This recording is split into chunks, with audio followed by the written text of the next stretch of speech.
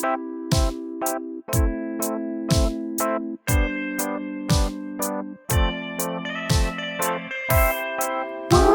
Woman, now the world is ready for you, and the wonders you can do.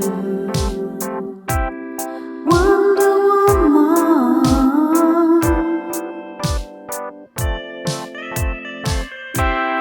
Wonder Woman.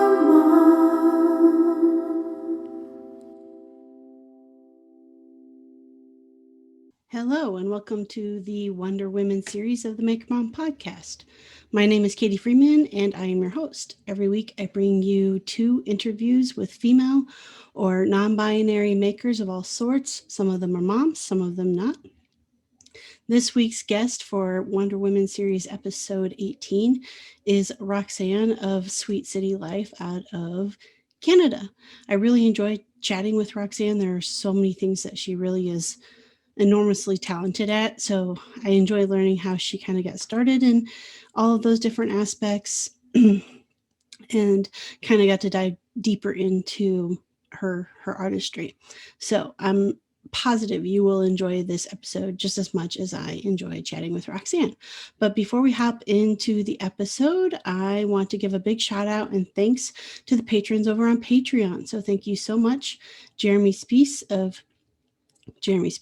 Sammy, Go Sammy Lee, Lauren, Rasp File Designs, Sven, Dwarf Sized Workshop, Rachel, Moody Makes, Bonnie, Toolmom Bonnie, toolmomstore.com, Laura, Oakley Soap Company, Mary Lou, Made by Mary Lou, Amy, Bison Valley Carving, Dan and Kelly Reclaim Living Store, Brandy Studio Bay, Kathy One Girl and Her Tools, Ellen Little Bear Furniture, and Ethan Carter Designs. Thank you all so very much for your ongoing and continued support to help me produce 2 episodes a week.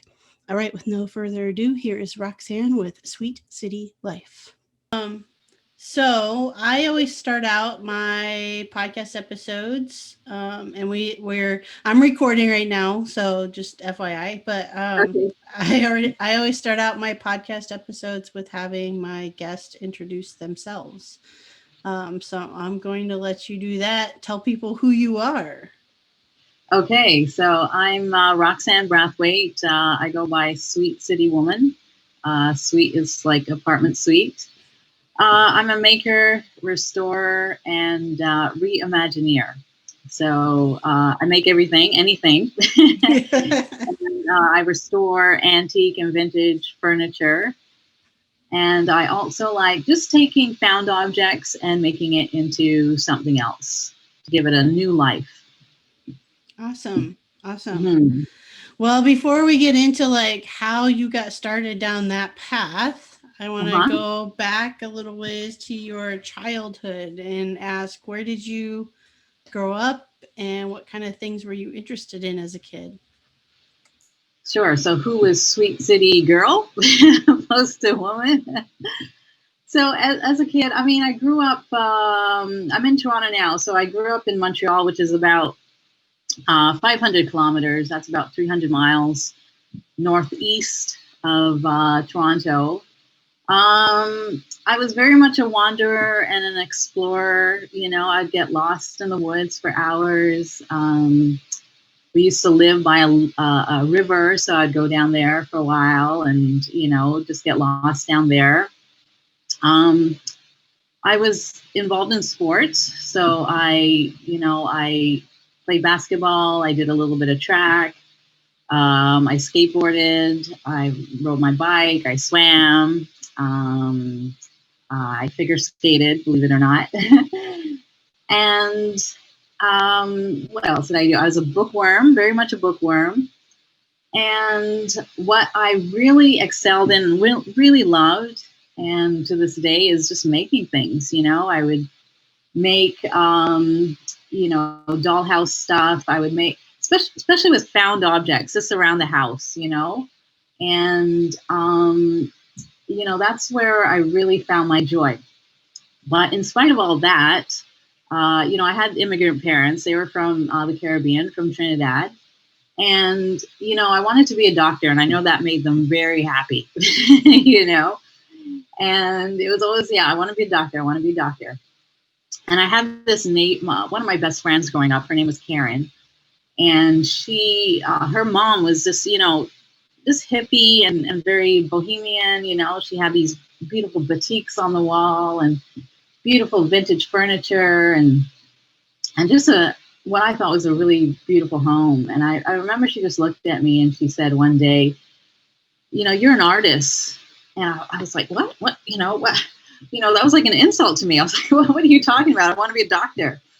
And she was like, no, you're an artist. And, if it wasn't her, I would have been, so offended. But she was really quite wonderful and influential in my life.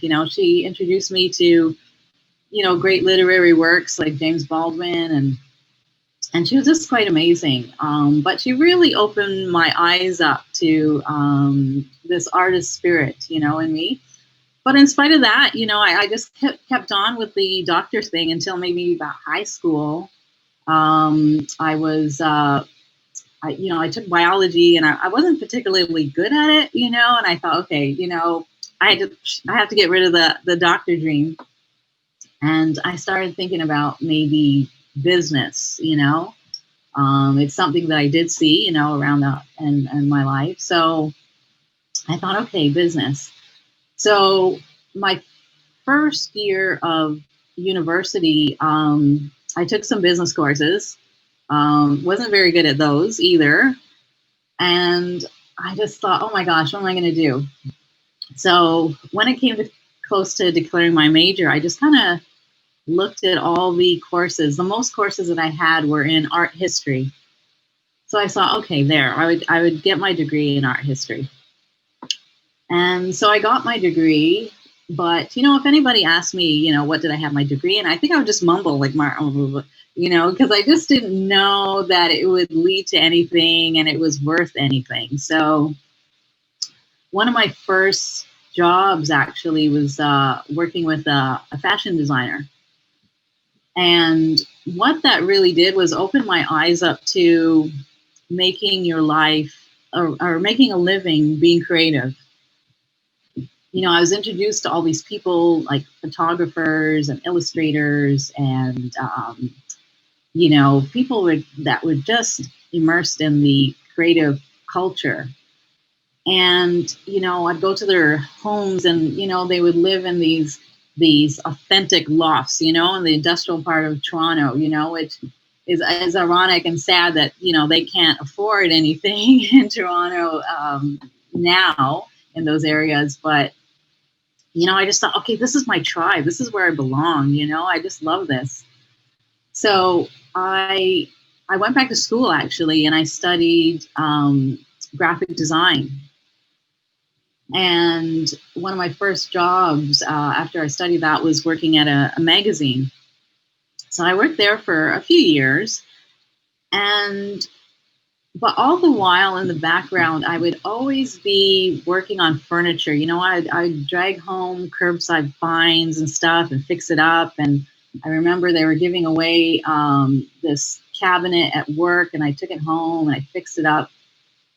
And I just loved it. Furniture was just always something I loved. And, I thought, years ahead, I'm just skipping a little bit ahead. I thought, what? I want to learn how to restore and upholster furniture more professionally. And, I was looking around, and I would call up institutions, and they would say, no, we don't teach that anymore. It's kind of a dying trade. And I thought, oh, that's such a shame. So I remember going online and then looking up, upholsterers. I'm thinking, okay, well, maybe somebody will take me on as an apprentice, So I remember finding two people. One woman, she was some kind of, wizard in upholstery and, very respected in the field. And then I find out that she passed away, and I thought, oh, okay, on to the next person. I emailed this other guy, never got a response. So I thought, okay, maybe this is not, this is not going too well here. So one day, one of my best friends, Darren, he invited me to this networking event. So I go there, and a young lady gets up on stage, and she's, in the beginning of the event, there's a period, a part where people can pitch their, businesses or ideas. And this young lady got up, and she started talking about her father and her stepmom, who owned this furniture restoration and upholstery company. So I thought, okay, I'm going to block all the exits. I need to get a business card from this woman.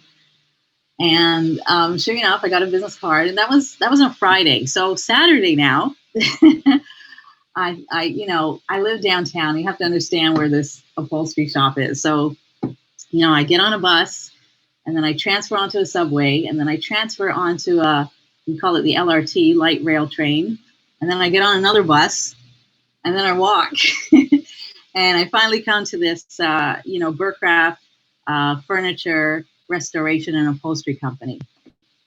And there I meet Berkeley and Pam. And together they have about 80 years worth of experience in the upholstery and furniture trade. And I said, would you like to take me on as an apprentice? And they said, hey, if you're into it, like, sure, come on by, So that was in 2014. And I've been going every Saturday since, save for the COVID lockdown. But they have taught me everything I know about the trade. And they've also become part of the company that I formed, which is Hollis Newton. So that's how Sweet City Woman became. So I have to ask, are you still taking a bus to a subway to the train to a bus and walking to get there every Saturday? 2 hours sometimes, Saturday, both ways. And, I'm just very, I'm a germaphobe. I hate taking public transit. And now with the COVID, I hate it even more. But just because I love it, it's something that I just have a passion for. I just find myself out there every Saturday. Mm-hmm. And Pam and Berkeley are just wonderful people. They become like family. So yeah, I travel. I do that every Saturday. So I also want to ask, like, what did your parents think when you changed your major to art history and then graphic design later on, from the original, wanting to be a doctor and understanding immigrant families? I mean, doctors, lawyers, those are the things, right, that they want kids to become. Right. So, to tell you the truth, I don't even think they know. They know that I graduated. Uh-huh. I think, I guess, looking back, I just wasn't one of those kids you had to worry about. I was just really, self-sufficient, and, I never really got into any kind of trouble, or so I just think they probably just figured I would find my way. I'm sure they were a little disappointed that, they don't have a child that they can say is a doctor. But I'm proud of them that they came to this country. My dad put himself through school. He studied business. He became an accountant. But there was always, once the weekend came, it was the dad jeans, it was the tool belt, so there was always that duality to them.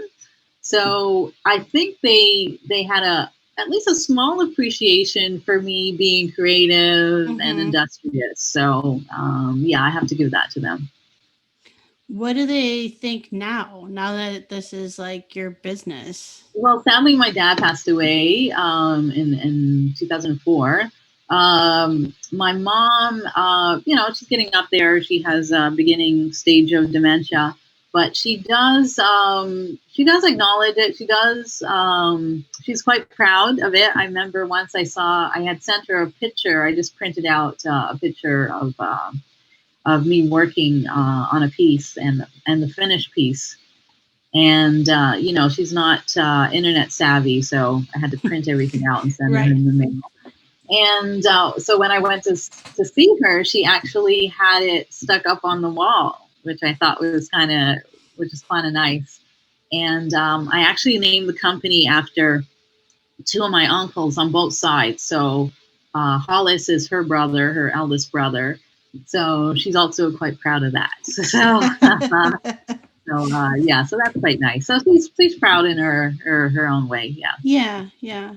Mhm. So is Hollis like the full-time, are you full-time with the business? Well, I have a hard time breaking down like full time and part time, So I would say like 9 to 5. I work for a company where I do graphic design. 5:01 to bedtime. I work on my company, so Okay. and full weekends. So I think it's just a split Mm-hmm. at this point. Yeah, one pays the big bills, and one feeds my soul and Mm-hmm. pays little tiny bills.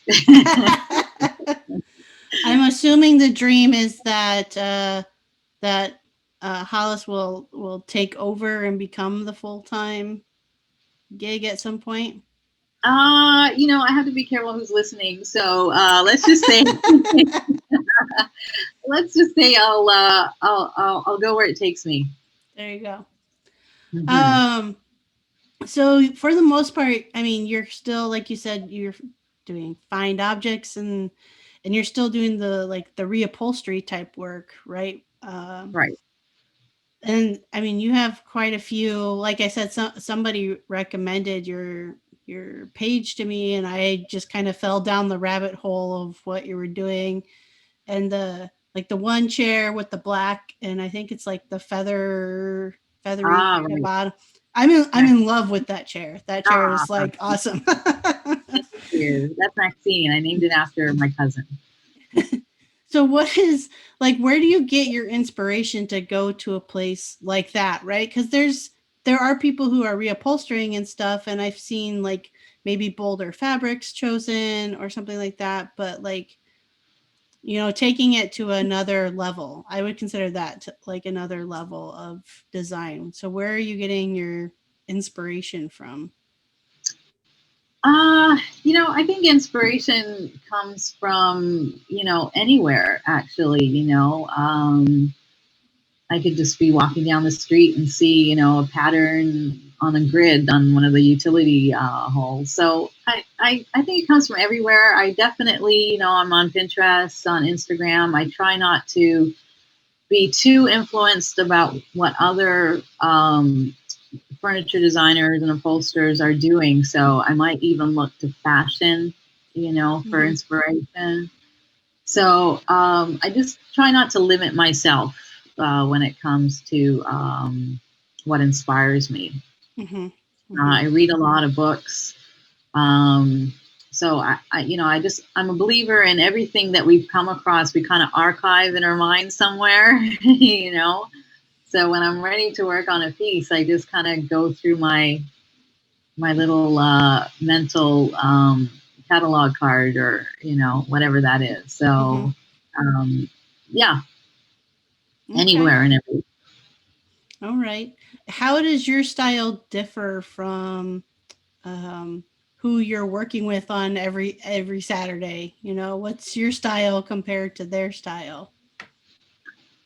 Well, I guess I made a brand, the Hollis Newton brand, and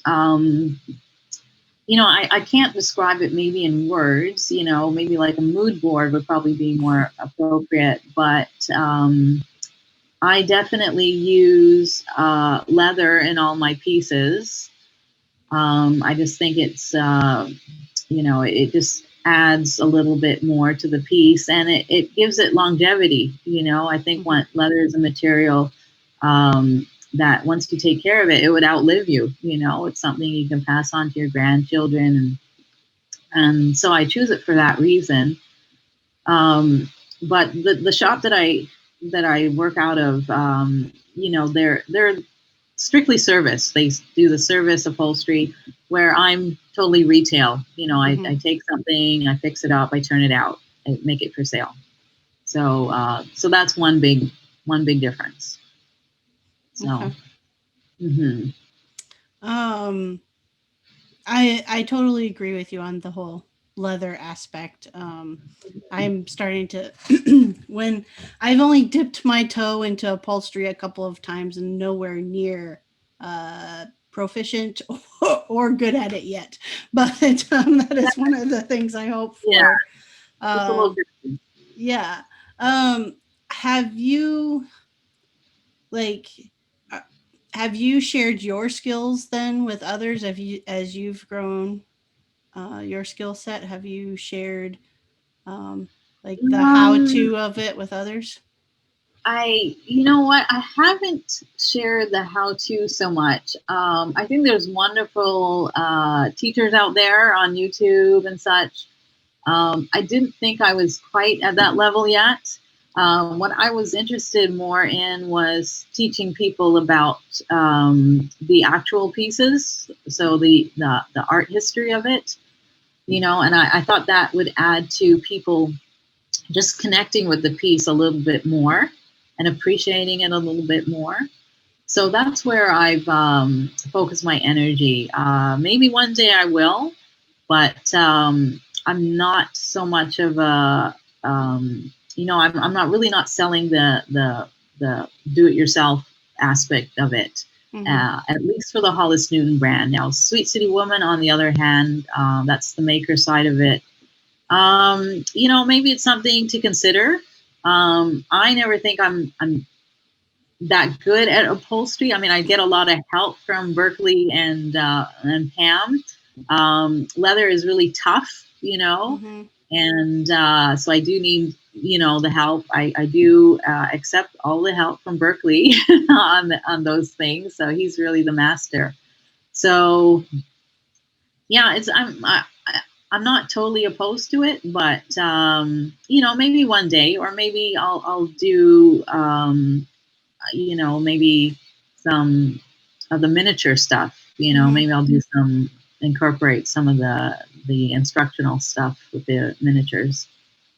Yeah, that's a perfect segue for me because that's what I wanted to talk to you about next was the miniatures.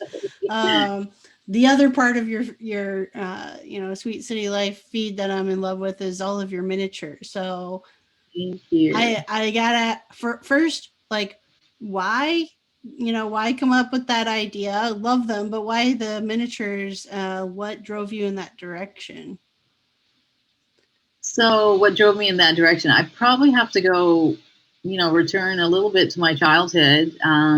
Growing up, I had three doll houses. So I had like this, you know, kind of ranch style bungalow. Mm-hmm. And then for one Christmas, my mom took this box and she made a dollhouse, and she just took like that tack paper, you know, that you put down in your cupboards, and she took two different types. So one had like this kind of faux brick design, and then the other one had this wood grain kind of design. So she made the brick on the bottom, and then the wood frame, the wood grain on the top. She cut out a window, just a regular box. Mm-hmm. I loved it. You know, it's one of my most memorable gifts. And then the third one was just a box that I found, and it had like this divider in the middle. And I just turned it on its side, and it became like my, you know, my brownstone walk up with complete with rooftop patio, you know. Mm-hmm. And I just loved making furniture. I didn't have enough furniture to furnish all three, so I would just make furniture. Back then, we called it dollhouse furniture. Mm-hmm. So, you know, fast forward, actually, just before the COVID lockdown. So we're talking like maybe February I just came across this website, or maybe something on Instagram, and I saw this artist that was putting miniature furniture in a bookshelf. They're just unconventional spaces like bookshelves. And I remember it was there was one, like, I think maybe in the kitchen cupboard. And I thought, oh, that is so cool. Like, I don't need a full dollhouse to do this. I really want to get back to this. So with the COVID lockdown now, all of a sudden I had this time, all the Saturdays and Sundays, that normally would be in the shop, in the upholstery shop. I was at home now. So, and I still wanted to be constructive and keep working on stuff. So I thought, okay, this is perfect. So I just started making a few little pieces, and I showed some friends on, online and stuff, and they told me, oh, that we love it, it's so cool. So I said, okay, I'm going to keep going. So I just made like a full room, and to tell you the truth, I wasn't even going to post it on Instagram because I thought, is this a good fit here? I don't even know, is it on brand? What's going on here? So I did post it, and I did a little blog article on it, and people just really loved it. And I thought, oh, this is so great. It's just so nice to get that feedback. So when I finished the first one, I thought the COVID lockdown was still in effect. So I was like, oh my gosh, I don't even know what to do with myself. So I just went on and I did another suite, and this one was I liked it even better, and I started posting work in progress stuff, and people loved it. And I thought, oh, this is so great. I really love it. People are loving it. So yeah, that's how I got into it. It's here to stay. I've bought I don't even want to tell you how much I spent on tools and materials for miniatures. So it definitely compares with full scale materials. So I think it's here to stay. I've added it to my wheelhouse. I want to take it, maybe to the next level. I did buy, and oh my gosh, I bought a glow forge. A laser cutter. It took me about a month to get it out of the box and set it up. I had to. So in this room, it used to be, a bed. It was kind of more like my guest room and stuff like that. No more guest room. Nobody could stay here because the glow forge is in here now. So haven't plugged it in yet. I need to get a vent. I'm going to hopefully do that this weekend. But I'm going to start using the glow forge to cut some miniatures. I still like doing a lot of things by hand, so I'm gonna still do a lot of that. But I love it. I just love making miniatures. Yeah, I'm hooked. Yeah. Hey makers, do you know Lauren of Rasp and File Designs? Well, if you don't, you should definitely go check out her work. You can find her on Instagram, Rasp File Designs. Lauren is making all kinds of cool furniture and home decor pieces out of live edge hardwoods and metal bases. That's not all she does though, so you should really go check her out and see what she's up to, especially as holiday seasons are coming up. And I know all of us makers really enjoy making our own Christmas presents, but perhaps you're running out of time, so you want to maybe go check out Lauren. She's in the DC area, so especially those who are close location-wise to her. So go ahead, go check her out at Rasp File Designs on Instagram, and let's get back to the episode.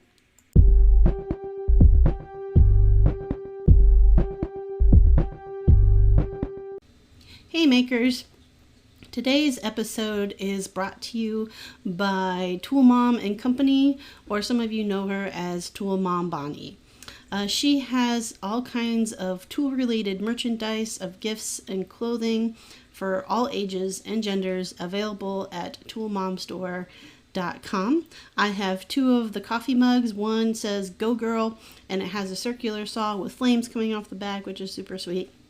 And then the other one is the definition of a tool chick, which just makes you feel kind of badass when you're drinking out of it. So if you are in the market, especially as we're getting close to Christmas, for any tool-related merchandise, be that gifts or clothing, make sure you head on over to toolmomstore.com. And extra bonus, you can receive 20% off at checkout if you use the coupon code MAKERMOM. All right, let's jump back into the episode. Do you think, like, do you utilize it to work through design ideas at all for like new pieces as far as upholstery work and stuff? Oh, that's a good question.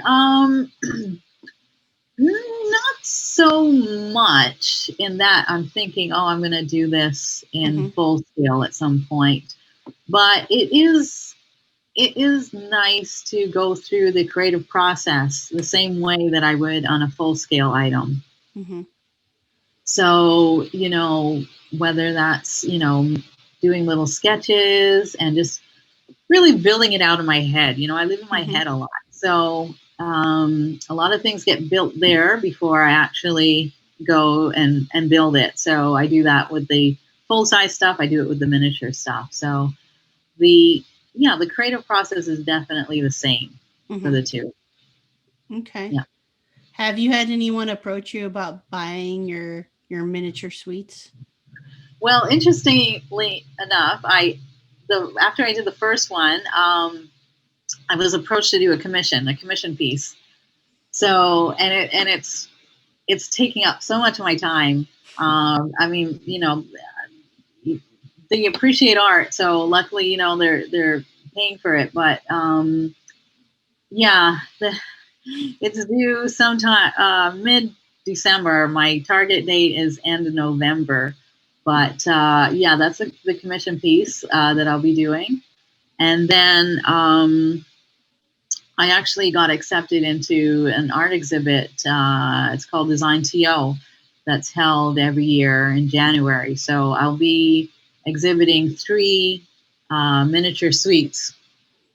And in each, I'm going to address some social issues that have kind of been exacerbated with COVID lockdown. So, so hopefully maybe that will lead to more commissions. Maybe, I don't know, but I'm happy and proud of the way the direction it's kind of going. I might, I'm also thinking of maybe doing some pieces for sale, maybe getting a little online store going. And I'll collaborate with another artist, one of my friends, to help me out on that. So, so look out for that. I'll keep you posted. Definitely will look out for that. So, you kind of touched on the 3 suites and addressing social issues. I did want to ask, I mean, especially on the upholstery side, and kind of the refurbishing of furniture side, how does that space feel for you? Being a woman of color in that space. Like, I don't imagine that that's very frequent yet. But how does that feel to be you in that type of space? Well, there's actually, I follow a few many upholsterers, and many of them are women of color. They do excellent work, like just amazing work. And so we're not lacking in numbers. I think we're just lacking in representation outside, so, I can watch, HGTV for hours and not really see, myself or anybody that looks like me. So, I think that's, that's where the problem lies, that we're out here, but we're just not represented anywhere else. We do good work. Yeah. But you just don't, you're just not seeing us, I think what happened shortly after, the Black Lives Matter protest happened, starting maybe in June, is that a lot of the mainstream media was reaching out to people of color, creatives. Mm-hmm. Um, and, it was nice to get some kind of acknowledgement or recognition. But I haven't seen anything that came after that. I did get approached by some TV producers, but nothing else. And that's not to say, like, you just never know, right? Mm-hmm. Like, maybe I didn't fit what they were looking for, or maybe, and I don't take it, personal. Mm-hmm. But I would like still to see somebody who looks like me get that spot, Yep. just so there's, representation out there, So I think we need to see that. I want little Black girls to see somebody like me with power tools, or Mm-hmm. somebody being creative and making their living out of it. I think that's really important to see. I didn't see that growing up. I think it's important for other little girls to see, Yeah. and boys, and so.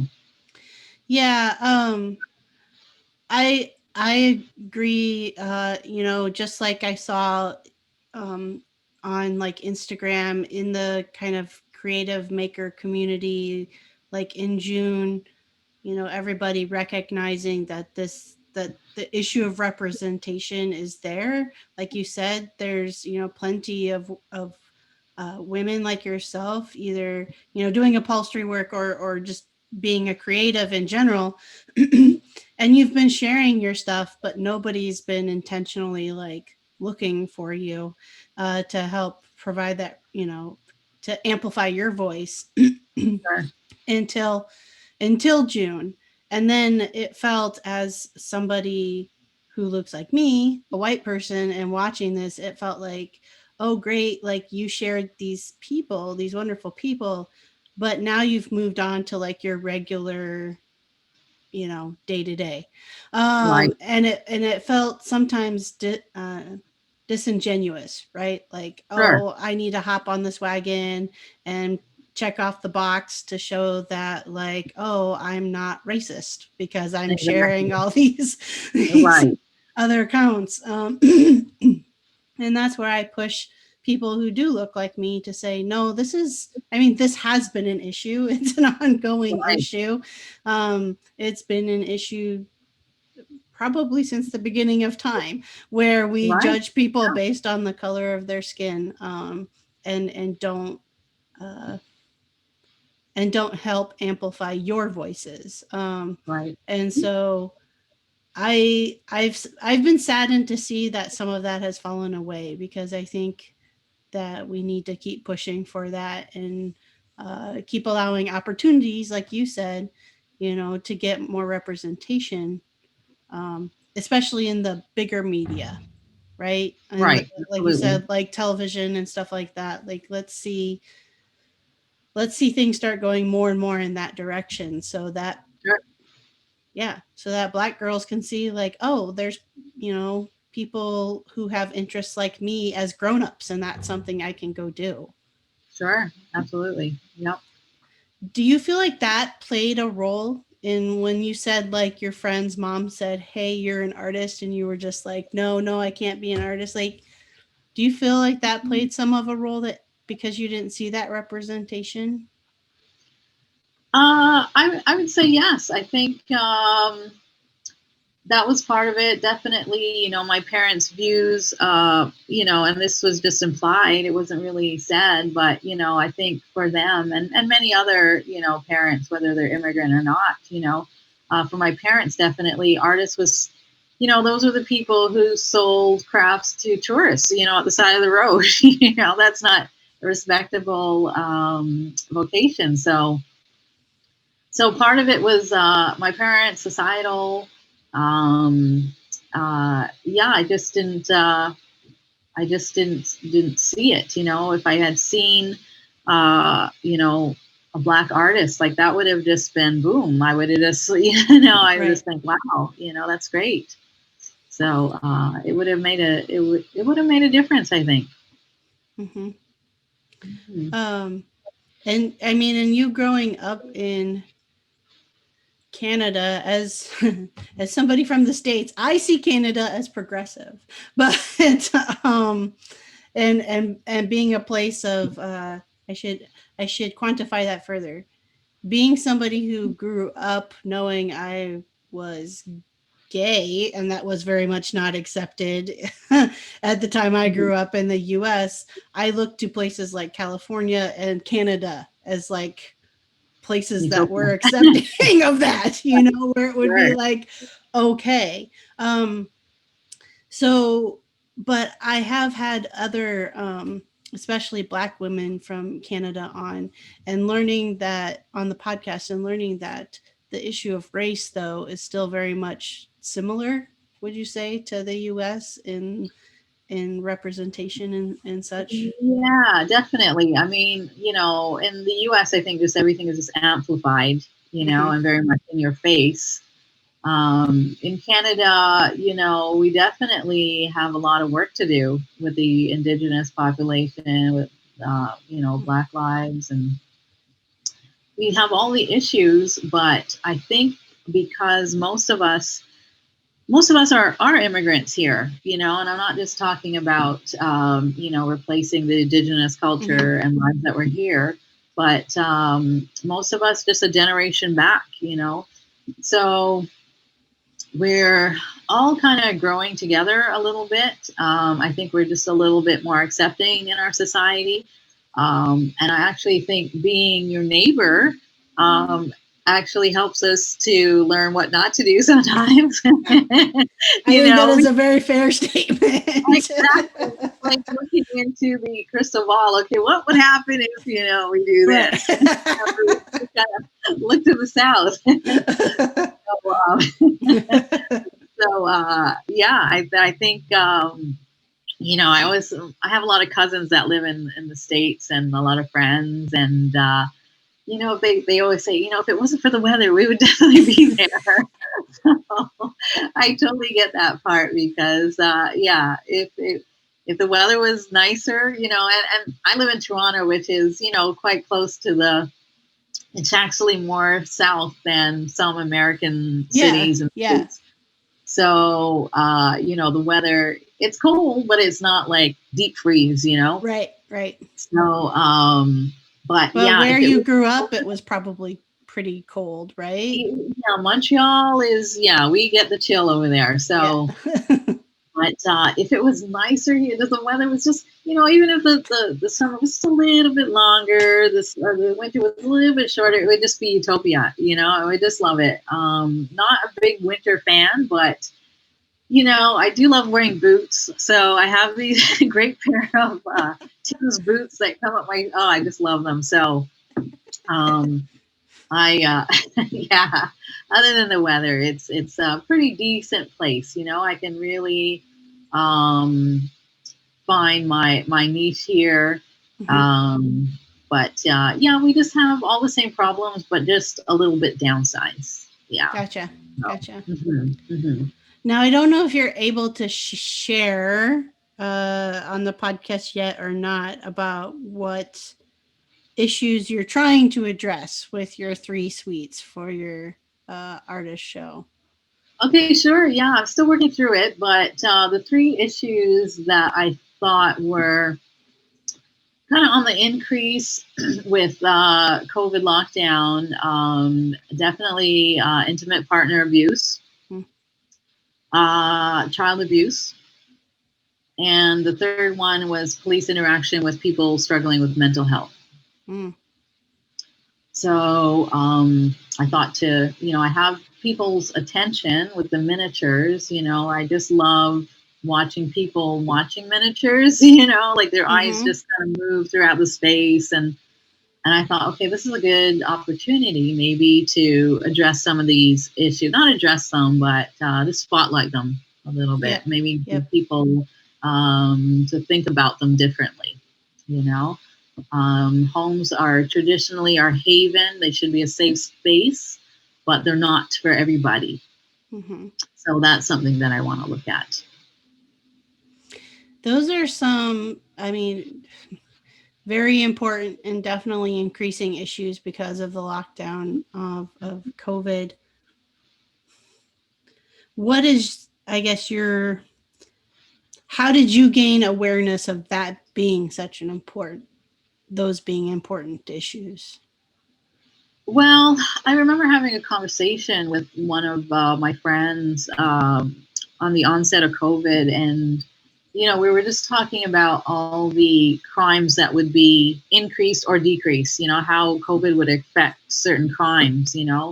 And definitely one that really concerned and saddened me was domestic partner abuse and child abuse. I thought all these poor children that are home, and often teachers are kind of like the front line. They're the ones that report child abuse. Mm-hmm. And I thought, this is just really a sad situation for a lot of children. Domestic partners abuse also. They who do they reach out to in that point? Can they just go to a shelter? I don't even know. So I thought this was quite sad. So we were discussing that. And then there was a couple high profile incidences where police have entered the home of people struggling with mental health issues. And often it was the families that called the police. And what happened was the person suffering with mental health ended up either being shot. There was two cases where they were shot, and the third case, a woman, she jumped off the balcony. They don't know what happened there, but it resulted in her death. So I shouldn't say she jumped off the balcony. We don't know. That was the result of the investigation, but it resulted in her death. So those all happened this summer, in Toronto, just in Toronto. So I thought, what, I have this medium, and I just don't want to make beautiful things, for people just to smile at. I just want people to maybe take another look, and just give it some thought, some consideration.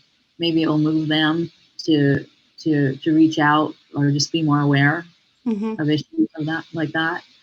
So yes, my suite number 2, actually, I don't know if you saw, but right after I completed my first piece, it was the end of May. So the Black Lives Matter protest started, and I wanted to just pay tribute to Breonna Taylor and George Floyd and Ahmaud. So I just felt it was something I had to do. I just felt, how do I work through this? And people are suffering, and people are just so sad about these things. I'm sad. So I just kind of incorporated it into my work, and that was a way of coping for me. So yeah. I would say it was a rough it was a rough time for a lot of people to watch and try to work through emotions around that and wanting to take action, right? Because action always, I feel like some sort of action always makes us feel better. Sure. We can feel like, okay, we're doing something about it. We see this horrible thing. What are we going to do about it? So I love that you're working through those things with that medium in particular. Like, I feel like you can tell a big story in a tiny way, right? I mean, you've got, it's a miniature suite, but you can really tell a lot working through that. Sure, definitely. Not to totally switch gears, but I did want to ask quick about, like, you said, like, with your upholstery work and some now with your miniatures, getting into the retail side, like, when you're doing your upholstery work, are you making your own designs and then you put it out there for sale? Are you working with commissions? Like, how are you moving that along into the retail space? So after I design a piece and finish a piece, I make it available online.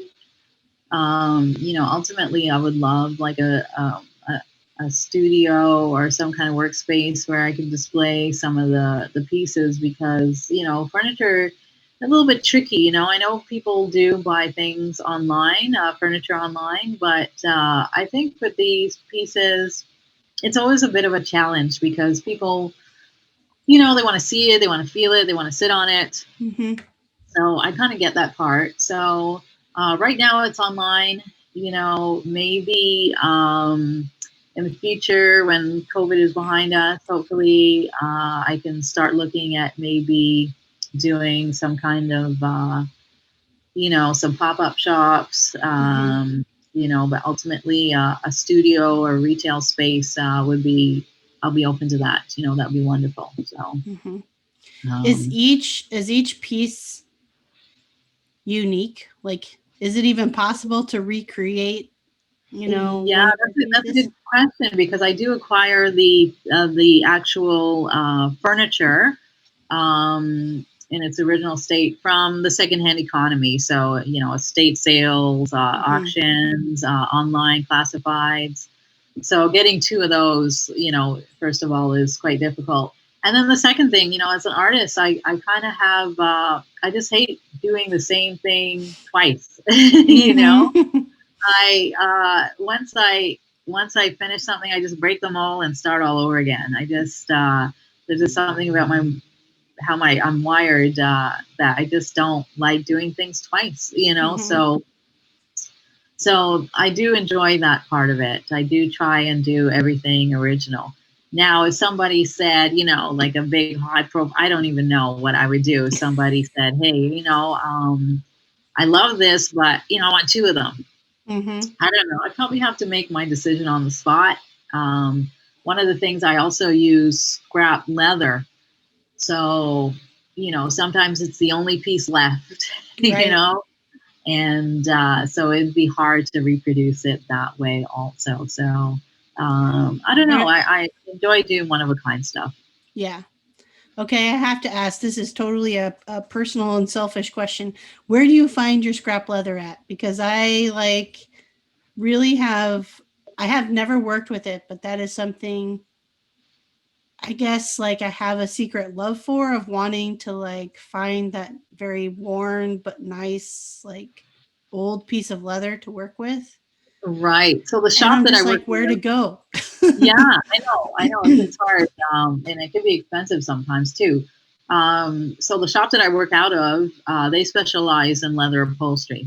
Okay. So every time they do a project, usually there's a lot of leftovers. Not a lot, but sometimes just enough to make one chair. So we have bins and bins of scrap leather. So I would just dig in there and actually you know what? I'm going to send you a bag of scrap leather. It's not all vintage and worn. It's Right, just a right, lot of right. new stuff. So. Not sure if it's what you're looking for, but I can send you some leather. We just have so much in the shop. I actually used to sell scrap leather on my Etsy store. I have an Mm-hmm. Etsy store for the Sweet City Woman line. Um, and yeah, I sold out of it. It's really time consuming to get all the pieces and Right, right. all that.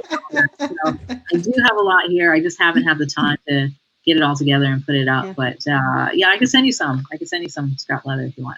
that would be awesome. Yeah, I've definitely I made last summer I went and took a a mommy vacation is what I call it, and I went for a weekend and took a class on making a leather hand stitching and making a leather bag, and so I made Oh, my own messenger bag, and that just okay. really I didn't expect to enjoy it as much as I did. I'll put it that way. It was just Yeah, something sure.